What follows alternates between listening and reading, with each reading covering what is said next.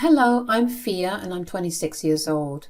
I had a very hard life growing up. My dad did not make it any easier for me, and in fact was the source of all the troubles I had. But recently karma came back to him so hard I can't help but laugh. So allow me to share my story with you. Everything began with my mom passing away. Before that, we were your normal, average American family. My dad, Hector, doted on my older brother, Sean, a little more, but he never really played favorites. But after my mom passed away when I was 12 and my brother was 18, things took a bad turn, to say the very least. Suddenly, my dad was always picking on me. Not for any other reason, but because Sean didn't like it. I had to do everything in a manner that would not upset Sean, or I would get grounded. Dad would never say a word against Sean if he did something bad. In fact, he'd find a way to somehow blame that on me. As I grew older, my dad began making me do all the household chores. Keep in mind that he never once asked Sean to do it. He'd let Sean do whatever he wanted, and God forbid Sean did something himself, because if he did, Dad would get mad at me for making Sean work so hard. When I turned 15, Dad had me find a job because he was apparently tired of paying for me. However, of course, he was never tired of paying for any of Sean's things. Hell, he never even asked Sean to get a job, even though he was a grown adult by this point. I kept my mouth shut and found myself a job. However, I could barely keep or use any money that I had left over because Sean would ask me to give it to him. If I said no, Dad would get upset with me and threaten to take all of my money. So, by this point, not only was I studying in school, but I was also juggling work and household chores. I was exhausted, and it was beginning to show in the way that I was constantly falling sick. Dad never cared enough about it, except, and I vividly remember this, when one day he got my report card. "I got your report card." "Oh, that's good. How did I do?" "Care to explain why you got a B in history?" "Well, I was sick a few weeks ago, remember? I couldn't make the deadline for an assignment because of it." "That is not a valid reason at all." "What do you want me to say? That's the only reason I have." "You're grounded." "What? That's not fair." "What's not fair is me working my head off to give you a good education and you not delivering good results." "That's not true at all. A B is hardly a bad grade. Besides, Sean never brought home grades that were anything above a C. You never grounded him." "He's different." "I know, and you show that to me every single day. You let Sean get away with a lot because he's your favorite. If I did even a quarter of the things Sean did, you'd ground me for life." "Maybe you'd be my favorite if you actually showed me that you had something to favor." "Excuse me? I did everything around this house while studying and working. Sean does nothing but play his stupid video games all day long. You're being very mean." "You don't get to talk to me like that. You're doing what you have to do. Your brother is going through a rough time, and it's disgusting that you're putting him down for it." "Sean got fired from his job for stealing. How is he going through a rough time?" "I have not raised you to go against your family like this. If I hear another word against Sean, I will ground you for 2 more weeks." "I wish Mom was here. She'd definitely give you hell for how you're treating me." I stormed over to my room with tears in my eyes. I had never said a word against Dad before, when he used to be hypocritical. But that day, I just snapped and talked back to him. I mean, what was it going to matter anyway? I was grounded, so I might as well let him know about how I felt. After that, I would just talk back to my dad and Sean. I was beginning to see that ever since I started talking back, they backed off a little. That didn't mean that they stopped yelling at me. Sean realized that if he just complained to my dad instead of talking to me, I'd get punished. So that's what he started doing. I'd have no idea if I did something wrong until Dad came back home from work. He got to a point where I was constantly anxious and tried my best to stay out of Sean's way. But that did not end well. It was a week before my finals when I got kicked out. That day, I informed Dad that I would be spending my day studying at the library. Dad barely bothered, so I went. And when I came back, Dad was very angry. "Where were you?" At the library. I was studying for my finals. I told you this." "No, you didn't." "Right before I left for school, I dropped by your room to tell you that. You were on your phone at that time, and you replied with, 'Whatever.' I don't talk like that." "Dad, I'm really tired. Can I please just go to bed?" "No. Do you know what you've done?" "Huh? No." "I had my big interview today." "Oh yeah? How was it?" "I couldn't go because of you." "Because of me? How did you draw that conclusion?" "I asked you to wash my blazer and work pants, and today I found them at the bottom of the laundry pile, and they smelled so bad. No amount of deodorant or perfume took away that smell." "Which meant that he couldn't go for his interview." "First of all, I asked you to give me the clothes you wanted to get washed for weeks. You never gave them to me. Secondly, couldn't you have borrowed something from Dad? Dad has a lot of suits and pants, and you guys are practically the same size." "We didn't ask for your nonsense solutions right now. This is about you being irresponsible. So what if Sean didn't give you the blazer? Couldn't you have gone into his room and taken it?"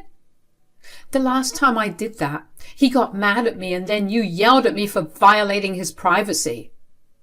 "What was I supposed to do, huh?" "You just always have a convenient excuse, don't you? You need to pay up for the job you cost me." "What do you mean? I didn't do anything." "Exactly, you didn't do anything. And you know what? I'm tired of you never doing things right. You're worthless. You've done nothing but make things worse for us." "What?" "I don't want you living with us anymore. I want you out, first thing in the morning." "But I've nowhere to go. I have no money. You can't kick me out." "Well, tough. You should have thought about that before ruining your brother's future." "You can't blame me for his mistakes. You can't keep taking his side forever." "When will you learn that I'm not taking sides? All I'm seeing is you being jealous of your brother, and so you're sabotaging him. And that is not something I'm okay with. I told you before that family comes first, and what you did today showed me that you don't believe that." "If family come first, then you wouldn't be kicking your teenage daughter out of the house for something she did not do." "That is enough. Now go to your room. I don't want to see your face anymore." I couldn't believe what I was hearing. Dad was kicking me out, all because I didn't wash Sean's clothes. I had no money to my name whatsoever. In fact, what little money I had left over from my last pay, Sean took it from me just the previous day. I went up to my room and just sobbed. I felt like crap because I did everything I could to please both of them, and the one time I was in the right, Dad called me worthless and resorted to throwing me out. The thought of being homeless began to make me panic. My mind went to a lot of dark places very fast. I could barely breathe. But I somehow remembered my Aunt Vivian. She was the only person who actually understood me. Vivian is my dad's younger sister, and she lived half an hour away from us, and she was my rock after my mom died. She hated the way that my dad and brother treated me, and so she would help me out in any way she could. She would let me stay over at her place for 1 week a month just to give me a break from the toxic environment of my home. Of course, I would come back home to an absolute mess that I would be required to clean by the end of the day, but that was worth the mental break I got when I went away. I'm so grateful that I managed to remember her in my moment of panic, because if I didn't, I think I would have made some pretty bad decisions at that point. I called her and told her everything that had happened through sobs, and she was appalled at my dad. But she told me that she would take care of me. She told me that I was more than welcome to live with her if I wanted, and I took her up on that offer. I actually slept really well for the first time in a long while because I was happy that I was going to be away from my dad and brother. The next morning, Aunt Vivian showed up at the door while I was packing my things. Dad answered the door. "Vivian, what are you doing here?" "You're throwing fear out." "Ugh, What sob story did she tell you? You have no idea how she messed up this time. I think I do. You're throwing her out because she didn't wash Sean's clothes for his interview. Yeah, can you believe it? That girl does nothing all day, and when we ask her to do one thing, she either never does it or she messes it up. I'm tired of it. Sean's also been so upset about it that he's locked himself up in his room. What do you mean, that they don't do anything? That girl is working herself to the bone because of you. I bet that's one of the many lies she's fed you. Look, this is not your place to interfere. No, it is my place. That is my niece. You were not the one who had to calm her down last night, and she never told me about anything. I see it. I see the way that you coddle Sean and barely even look at Fia. I see the way you spoil Sean with everything he wants while you make the work so hard for everything she does. So, she's going to need these skills in the future. Might as well start learning them early on. So Sean doesn't need these skills? He does, but he already knows them. Are you sure? Because your grown son couldn't do the laundry himself when he does nothing all day. I'll bet that he purposely missed that interview because he'd much rather mooch off of you for the rest of his life than work. He used Fia as the scapegoat so you wouldn't get upset with him. How are you not seeing any of this? Listen, I know that Fia's your favorite, but that does not mean that you get to talk bad about Sean. You can believe whatever you want, but you don't live with us. And you have no idea how things work on the inside. If you're done yelling at me for nothing, you can leave. No, I'm here for Fia. What do you mean? She's going to live with me from here on. At least I'll be able to give her a better life than whatever you've been giving her. Ha! Good luck with that one. Don't come crying to me when you want her off your hands, because I'm not taking her back in. You are a horrible father, and even more of a horrible man. Sean will screw you over one day, and then you'll realize how much you wronged Fia, and you'll feel sorry. Don't ever think that Fia will forgive you for it. Sean could never do anything wrong to me, and I'll live without Fia's forgiveness. Get her out as soon as you can, and let yourselves out. Dad turned around and walked back into the house. He and Aunt Vivian were having this conversation by the front door, and I was walking down the stairs at that point. So I heard the entire thing. I felt like a dagger went through my heart when my dad said all those mean things about me. Not only did he completely undermine all the hard work I did, but he also believed that Aunt Vivian would want to abandon me. Aunt Vivian noticed me, and her anger softened.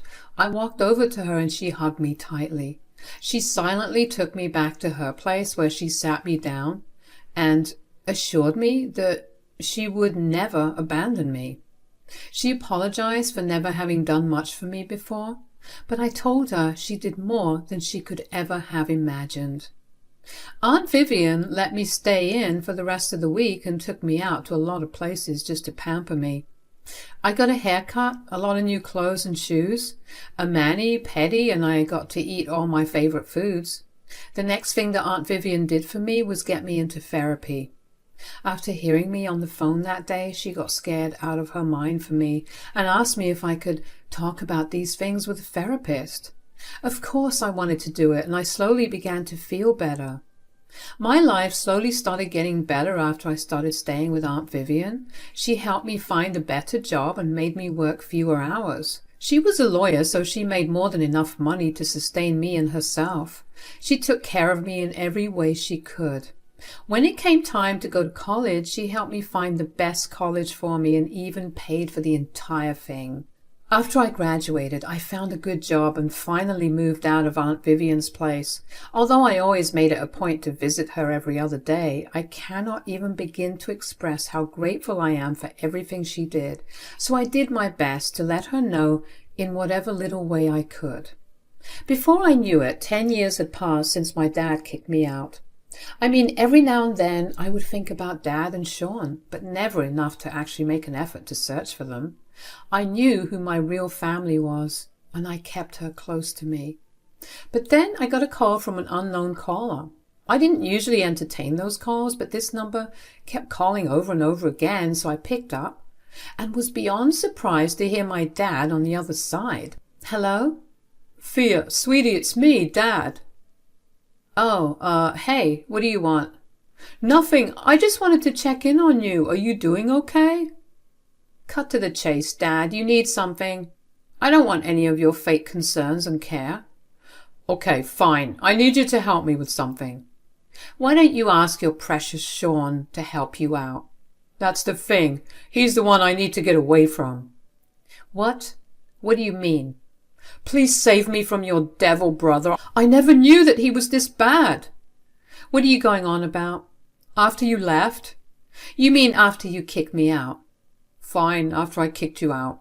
Sean became so much worse. He got harder and harder to be around because he would constantly lose his temper at the smallest things.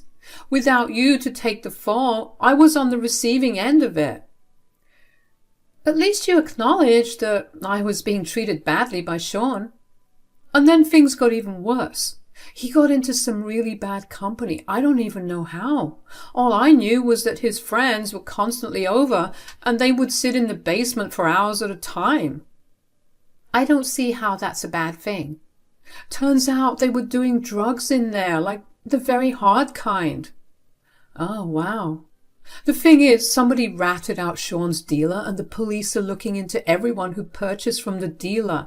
Sean used my card several times to make transactions, and now I may become a suspect."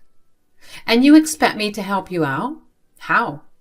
"I can't say anything to the police." "Well, I told Sean that he had to take the fall if anything happened, and he refuses to do it. He told me that he'd do anything to not go to prison, even if that meant purposely throwing me under the bus." "I'm not surprised. You know you enabled this behavior in him, and now it's come back to bite you in the worst way possible." "I know. I was a horrible dad. I just need you to give me some money so I can get away from here. Turns out Sean used up all my money to fund his addiction. I have absolutely nothing to my name except for this house. You have to help me get out of here, please." "I actually don't have to help you with anything.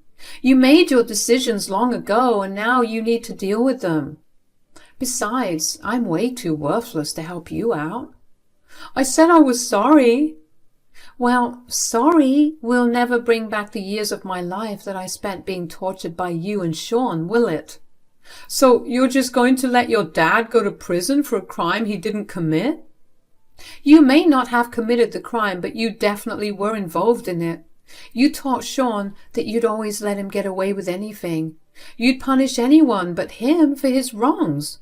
And now that you have no one to punish, you're the one that's going to face the consequences." "I can't believe that you're turning your back on me when I most need it." "You did the same to me. You told Aunt Vivian that you could live without my forgiveness, right? Then live by it. I don't owe you anything. You need to deal with the consequences of your horrible actions. I wish you nothing but luck. Never contact me again. Bye." I hung up on my dad after that and blocked his number. My hands were shaking.